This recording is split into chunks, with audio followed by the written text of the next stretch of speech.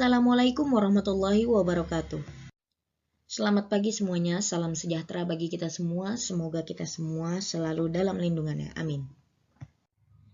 Pagi ini bersama saya Ade Nur Aini, dan saya ingin mengajak kalian semua untuk belajar bareng seputar biokimia mengenai gangguan metabolisme, yaitu di sini ada hiperkolesterolemia.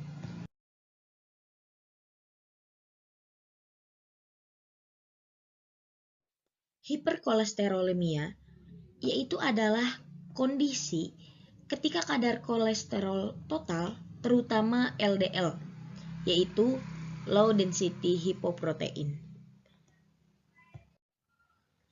Nah, LDL ini meningkat melebihi batas normalnya, yaitu ada jaluran metabolisme yang terganggu pula. Yang pertama ada metabolisme lipid, terutama biosintesis kolesterol. Ada juga pengangkutan kolesterol oleh lipoprotein dan endositosis LDL melalui reseptor LDL.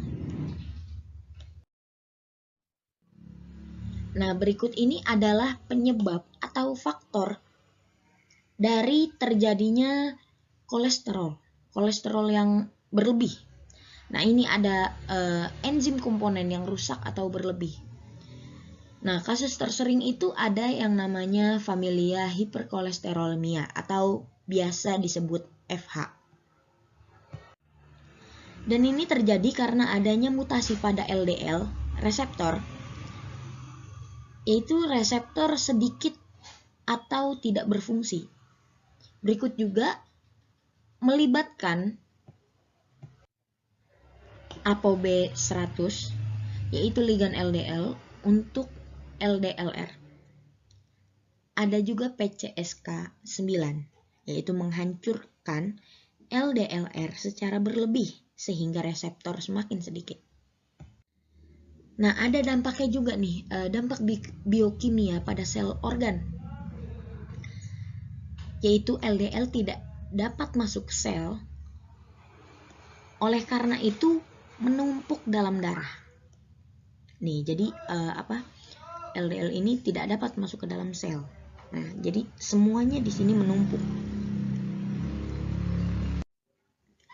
Lalu terjadinya deposit kolesterol di dinding pembuluh darah.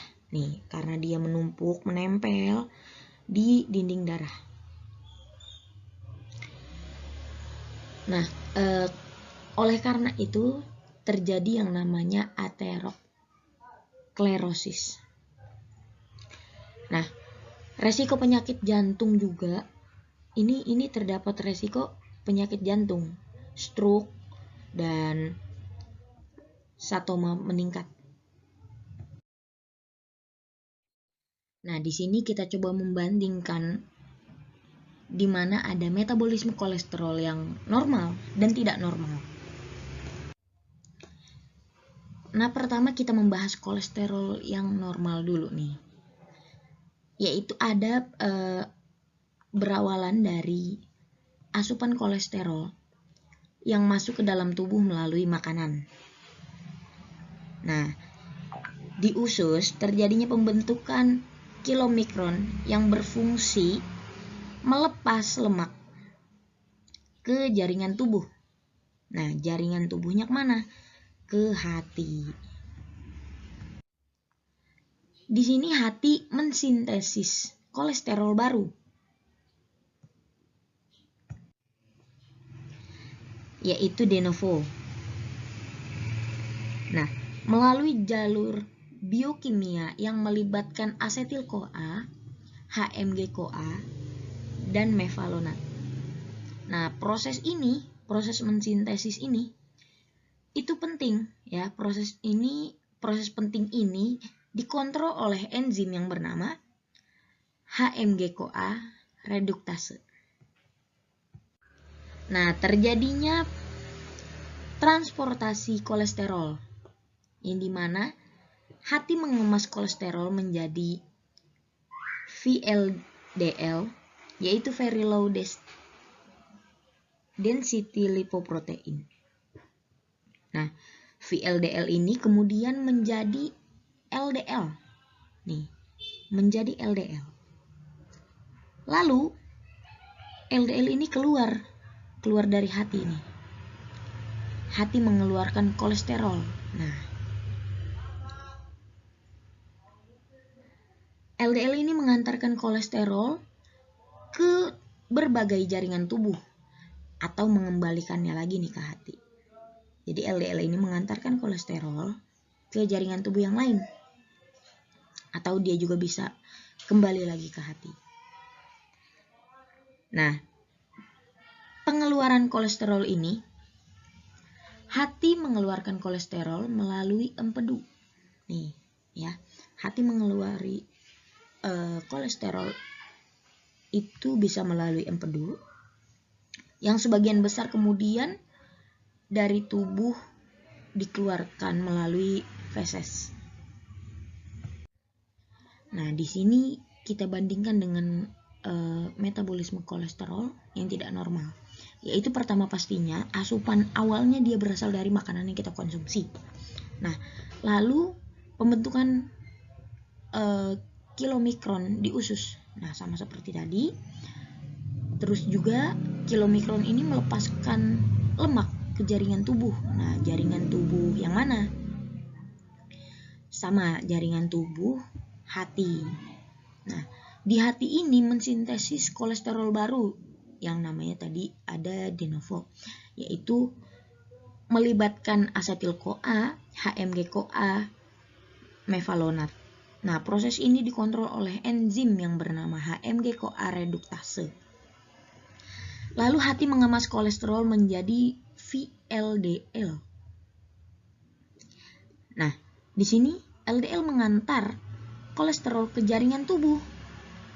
Nah, di sini dijelaskan kadar LDL ini tinggi. Nah, di sini ada yang berfungsi HDL. HDL ini mengangkut kolesterol kembali ke hati.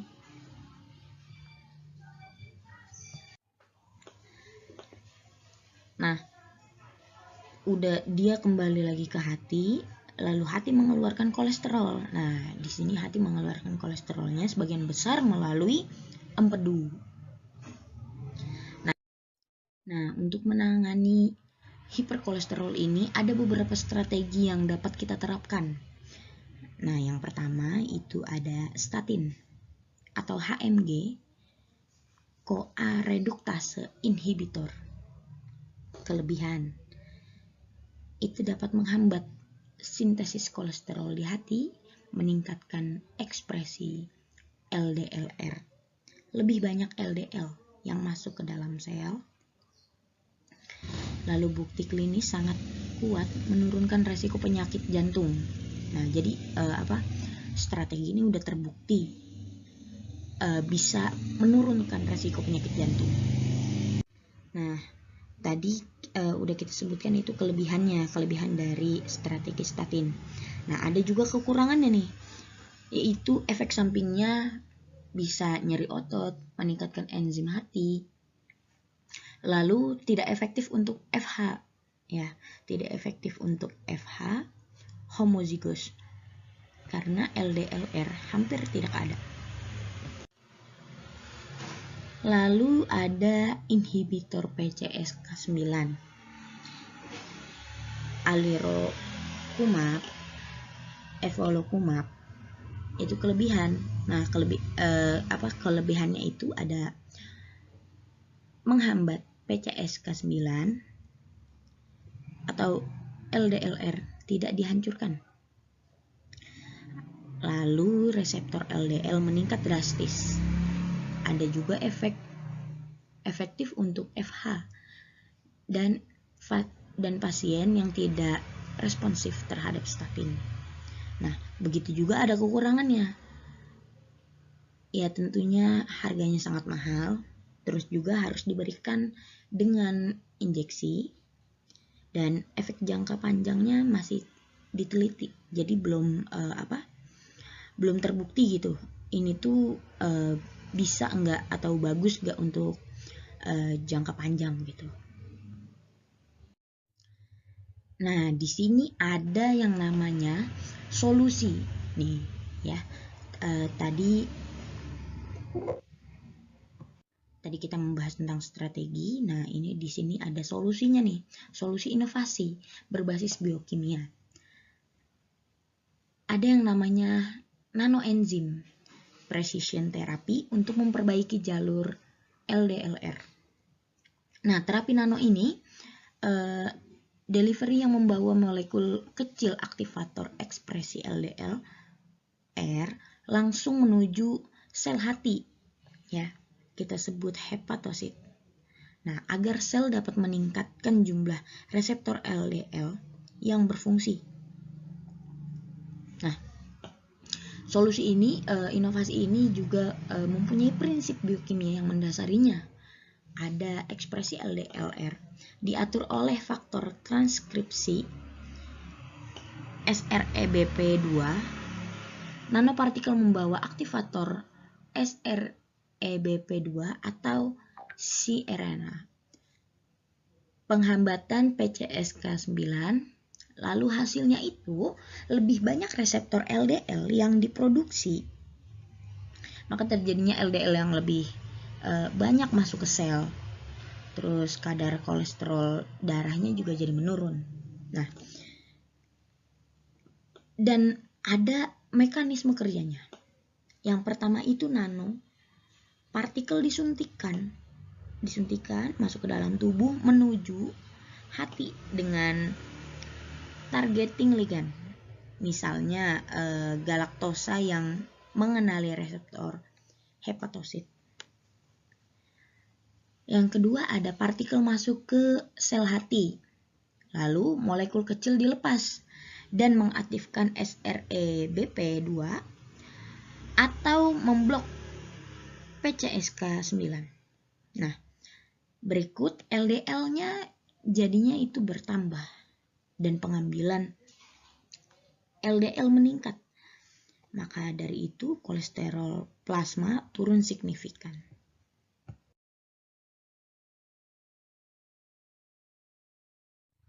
Jadi bisa kita simpulkan hiperkolesterolemia ini adalah kelainan metabolisme, ya, yang tadi saya sudah bahas di awal. Karena terjadinya kelainan, ya, maka hiperkolesterolemia ini adalah salah satu jenis atau contoh dari kelainan metabolisme. Lipid. Nah, metabolisme lipid serius yang bermula dari gangguan pada reseptor LDL atau pengaturan kolesterol. Nah, memahami mekanisme biokimia yang mendasari kondisi ini membantu kita mendesain terapi yang lebih modern dan personal dengan pendekatan inovasi seperti nano delivery, itu yang tadi, aktivator LDLR. Masa depan terapi kolesterol dapat menjadi lebih efektif, presisi, dan aman. Mungkin cukup sekian pembahasan kali ini bersama saya. Terima kasih atas perhatiannya. Semoga pembahasan ini dapat bermanfaat bagi kita semua. Kurang lebihnya mohon maaf. Wassalamualaikum warahmatullahi wabarakatuh.